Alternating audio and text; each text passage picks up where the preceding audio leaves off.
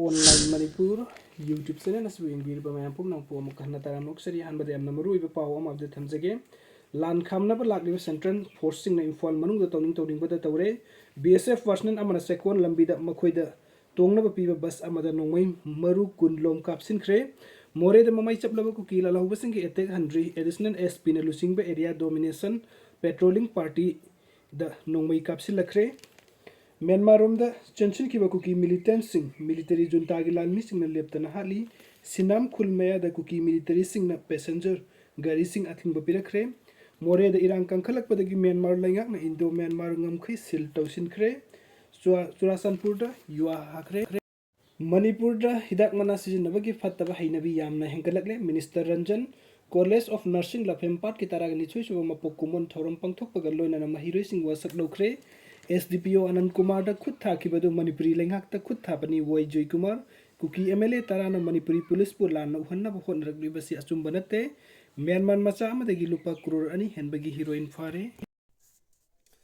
May ahum dagi Kuki lamhen tum hen basingna makhoi gi Millitantsing khakna tana mapandagi huralaga sanglakpa miyosing gi phattaba kusam naduna sathakliba tamthirba lam asibu loisin handuna mahusagi punsida hanjil hanbada mating pangani haiduna lagliba central forcing na mi kungna tariba imphal manung da fawo tawning bata tawrabra haibu wahang miyam na hangna de wahang asing arang numidang pung taraga minute ni rom tarakpada imphal iski porompat police station gi jurisdiction manung chaliba konung mamangi traffic island dagina chekon phawbu gi lambi da leiba bazar india haiba dukan amagi manakta border security force BSF ki personnel amana mangonda issue tawba afaba makhal gi nongmai amana makhoi da tongnaba manipur lenga na piba bus amada nongmai round kudlom kapsin kiba thawdoktagi hangnarakpani Personal asin anumidangi athengba matamda handaki lan manung da sokhalaba mafam amasu oiriba bazar india manakta yamlaba nongmai marusing kapadagi anakpa amasung akoibada leiriba miyam tharak hungatna khi adum oinamak numidangi matam oiduna misa miyamna nongmai makhol taraba su thoknarakide thawdok thokfamda naknana leiba miyoisingna aki tujung phawre haina phongdoknarakpadagi pause asina thijulubada nongmai maru kaya kapthokiba BSF ki personal adugi maming Deepak Kumar Kawi haiba khanglaki Maki Constable number na 7085194437 ni tarataruk suba battalion BSF ki personnel hari thawdok thokibo tanjasida mahak amasung battalion asigi personnel sing makhoi commander amagi makhada mafam asibu ngak senbagi thabuk tawkhibani hari adubu khanghaudana Deepak Kumar hairiba personnel asina mangonda issue tawba afaba makhalgi nongmai ama paiduna mafam asida khamduna thamba makhoida issue tawba bus amada 0.9 mm gi nongmai maru Kudlom Leptana kapsin kibani hairi pausina makatana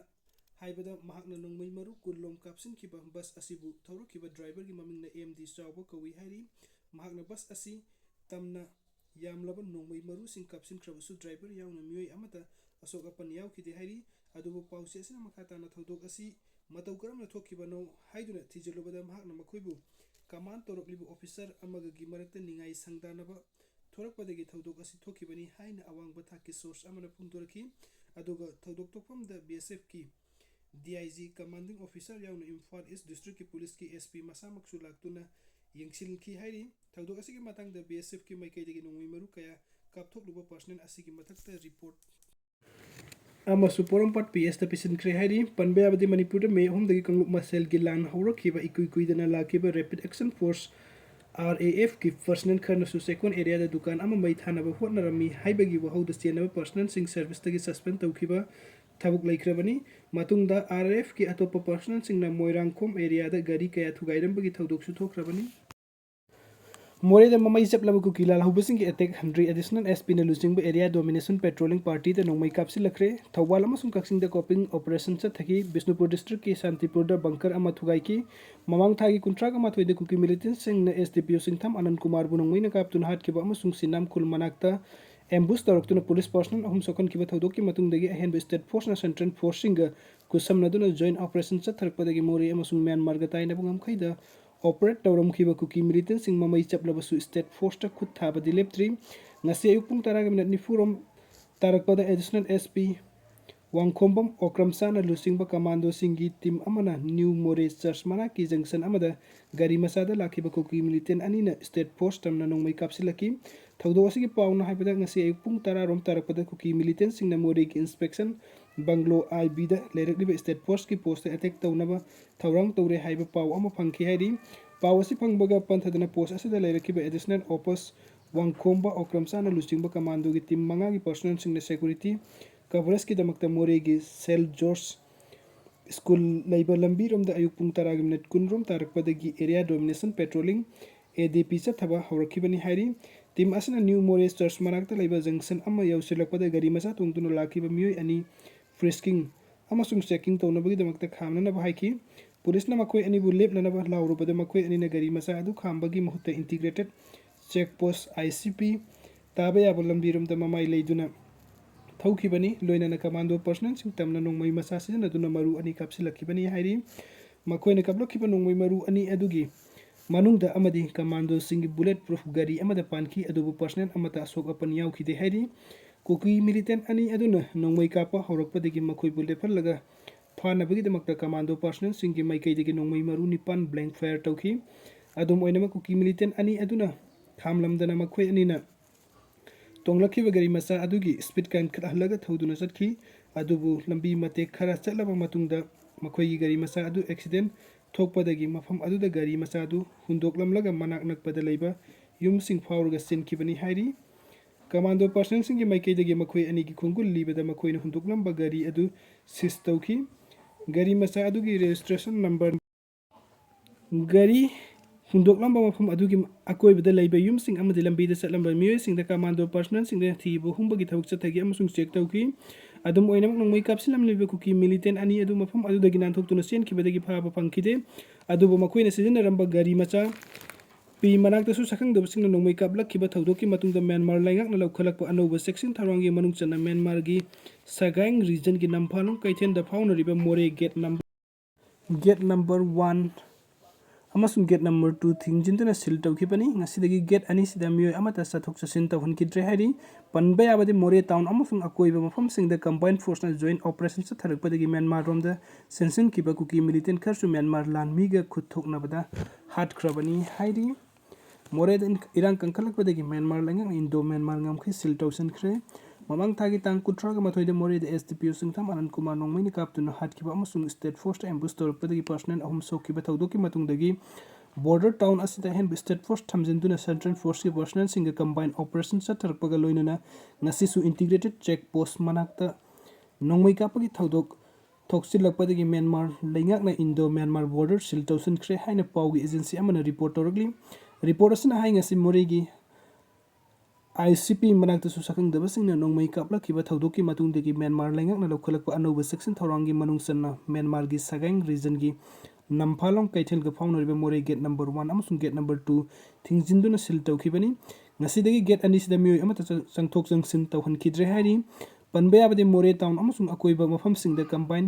फोर्सना joint operation सथरकपदगी Myanmar रोमदा चेंसिनखिबा Kuki militant खरसु Myanmar लानमीगा खुथोकनबदा हाटख्रबनी हाइरि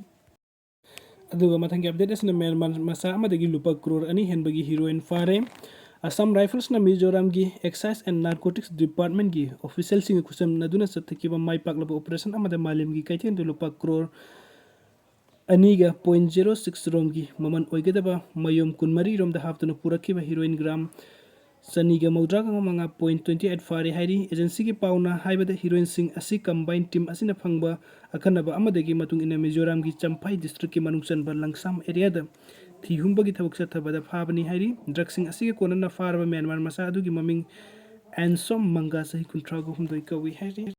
अदुगा अरोइबगे update अपसिना कांगपोकपिदा लैबा मितैगी युमसिंगदा कुकी सिंगना लैसिलिबा करिगिनो स्टेट अमसुंग सेंटर द बीजेपी की लैंगाक लैरगा करिगी लान लेफनदबनो मे अहमदगी चिनकुकी नार्को टेररिस्टना मणिपुरी लैंगाकता ताइनबो ngamdraga punna laiminarkliba mitei amadi christian lining satpa mitei singda atamnana landa aduna furup asigi miyamda lanthum mangta khanba lutpat tauba laisang amasung yumsing mai thadokpa amasung thugaibaga loinan nongmai kaptuna mitei singbu misimina thokanba amasung asok apan nanghalakliba asi yam naksin lawi haiduna kangpokpi ward number 17 shanti bengdagi lanjilaktuna relief camp da lairakliba masagi sahi humdraga manga suraklaba khoirakpam पोनहामन थमोय सकना फोंदोरली मागना हाइ तंपाकता लैबा कुकी सिंगी युम सिंगदा सिक्योरिटी पर्सनल सिंगना सेक्शनना ngaksenaduna kanamata sanghandri aduga kangpokpida laiba mitei ekhoi gi yum singjadi Kuki सिंगना sangsinduna laisilakliba asidi yaningde hairi Imphal west district की लंपई खुंगनांखोंगदा लैबा ट्रेड एंड एक्सपो सेंटर हांगलिब रिलीफ कैंप लेरलिब हल असिना मखा ताना हाई था तरुक हेलकलब फावद मणिपुर थोकलिब कंगलुप अनिगी इरांग असि स्टेट अमसुंग सेंटर लेरिब बीजेपी ना लुसिंग बलेंगा असिना वरिसन अमा पुरकप ngamdana लेरि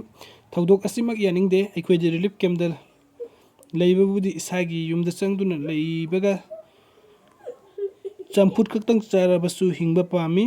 हौकिबा मे अहंगे नुंथिंदगी सुरासनपुरदगी हौरकिबा कंगलुप नाइबा कुकी लमहन तुमहनबसिंगी इरांग अदु मोडबुंग अमदे सपर मैना फावरगा कंपोकपिदसु यौसिलखिबनी अखोइसु अतोपा पंबै लेइतबदगी नुमितुगी नुमिदांग वैरम पुंग 3:30 रोम तारकपदगी नुंसिरबा युम थादोकलमलगा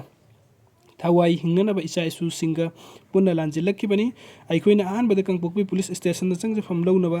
चिंगथक्तगी कुमथाबा हौरक्तुना पुलिस स्टेशन योरमदाइदा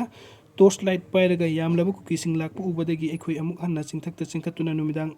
अदुमा अखोइगा खंगना चानबा कुकीगी युम अमदा चंगलगा अहिंग लेखि अदुबु मफम अदुदा अदुमक लैबा यारक्तबदगी मथंगी नुमित मे मरीगी अयुक अंगनबदा कंपोकपि पुलिस स्टेशन तमना लाखिबनी मफम अदुदा हानदगी सुमियोय खरा संगजफम लौदुना लेरमखि अखोइना पुन्ना लैरकपदा खुदोंग चारोइदबा फिबम उरकपदगी पर्सनल सिंग अदुना टेलीफोन तौदुना असम राइफल सिंग कौरगा अखोइबु कंपोकपिगी इंस्पेक्शन बंगलो आईबी दा लेइबा असम राइफल्स की कैम्प दा पुदुना थमखि पोस्ट अदुदा लेरमबा असम राइफल्स सिंग की मसिंग यामदबदगी मथक्ता पोस्ट अदुगा कुकी खुल सिंग यामना नकना लेइबना मखोइना अखोइबु इम्फाल दा पुनबा थौरंग तौखि अदुबु कंपोकपिदा लेरमबा कुकी मयाम सपर मैना पुलिस स्टेशन लोमदा सटखिबदगी अखोइ थीनबदा खुदोंग चाखिरोइ हाइदुना अखोइ मितै सिंगबु असम राइफल्स ना सेनापति डिस्ट्रिक्ट की मनुंग चनबा लैरौरोम दा पुरखि मफम अदुदा सेनापति डिस्ट्रिक्ट की मनुंग चनबा लैरौरोम दा पुरखि मफम अदुदा लैबा असम राइफल्स की पोस्ट नुमित 5-3 नि लेरमलबा मतुंग अखोइबु मखोइना इम्फाल लोमदा पुरग लाखिबनी।